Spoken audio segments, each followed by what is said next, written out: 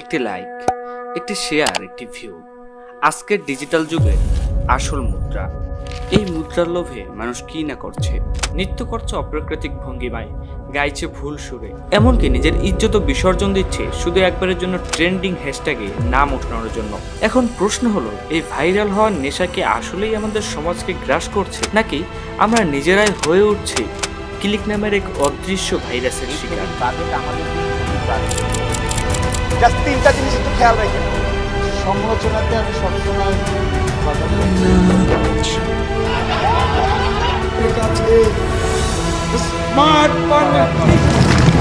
একটা সময় থাকে যে নায়িকা নায়িকা একটা ভাব।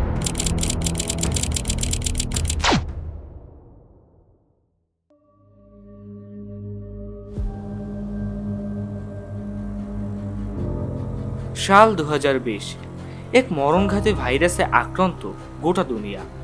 শিক্ষা প্রতিষ্ঠানের দরজায় ঝুলছে তালা। শুরু হলো অনলাইন ক্লাসের যুগ। এই প্রশ্ন দিয়েই ম্যাক্সিমাম মানুষের মান যাচাই করে ফেলা যায়। কিন্তু কেই বা জানতো যে এই অনলাইন ক্লাসে বয়ে নিয়ে আসবে তরুণ প্রজন্মের ধ্বংসের সূচনা। কারণ ক্লাসের বাহানায় সবার হাতে পৌঁছে গেল স্মার্টফোন, আর এই ফোনের স্ক্রিন থেকে জন্ম নিল নতুন এক ভাইরাস, নাম ভাইরাল ভাইরাস। এই ভাইরাস শরীরে নয়, আক্রমণ করে মস্তিষ্কে। এর লক্ষ্য আপনাকে বানাবে ক্লিকের নেশাখোর। করোনা ভাইরাসের প্রতিষেধক আবিষ্কার হয়েছে, কিন্তু ভাইরাল ভাইরাসের সংক্রমণ দিন দিন বেড়েই চলেছে। ফেসবুক, টিকটক, লাইকি এই প্ল্যাটফর্মগুলো এখন নেশার নতুন ডেন। আর এই ডেনের রাজারা হলো প্রিন্স মামুন, ব্লুফেরি লায়লা, হিরো আলমের মতো চরিত্ররা। ভাইরাল হওয়ার এই নেশা কোনো সাধারণ নেশা নয়, এটি এক ধরনের ডিজিটাল জুয়া, যেখানে মানুষ নিজের সমস্ত কিছু ঝুঁকিতে ফেলে দিচ্ছে শুধু একবারের জন্য ইন্টারনেটে আলোচিত মুখ হওয়ার জন্য। চলুন দেখে আসা যাক কিভাবে এই খেলা কাজ করে।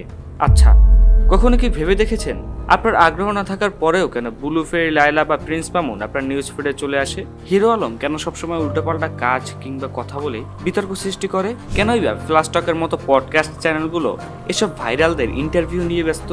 তোমাদের একটা লিংক ভাইরাল হয়েছিল, তোমরা নিজেরা ইচ্ছা করে করেছিল, এমন কিছু ইচ্ছা করে ইজ্জত বিক্রি করে কেউ ভাইরাল হতে চায় না। এর উত্তর খুবই সহজ।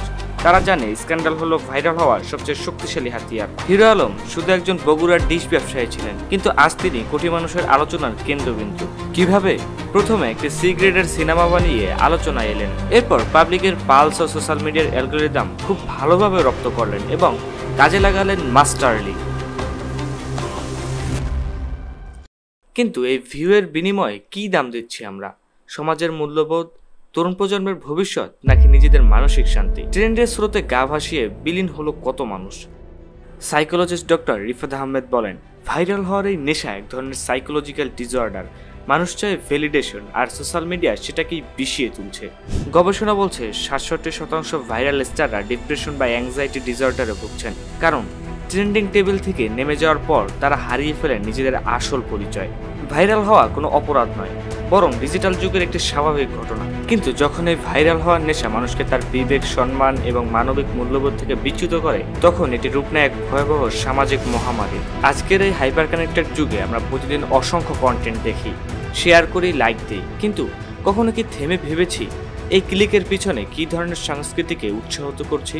যে তরুণী শুধুমাত্র লাইক ভিউর লোভে নিজের ইজ্জত বিকিয়ে দিচ্ছে, যে যুবক স্ক্যান্ডাল বাঁধিয়ে নিজেকে বানাচ্ছে উপহাসের পাত্র, শুধুমাত্র তারাই কি দোষী, নাকি আমরাও, যারা তাদের এই কর্মকাণ্ডকে ভিউ, শেয়ার এবং এঙ্গেজমেন্ট দিয়ে পুরস্কৃত করছি?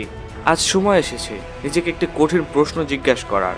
আমরা কি সত্যিই চাই আমাদের পরবর্তী প্রজন্ম একটি সমাজে বেড়ে উঠুক যেখানে মূল্যবোধ পরিমাপ করা হয় ভাইরাল হিটের মাধ্যমে, নাকি গড়ে তুলবে একটি সুস্থ ডিজিটাল সংস্কৃতি যেখানে গুণগত কন্টেন্ট পাবে প্রাধান্য আর উদ্ভটতা পাবে উপেক্ষা?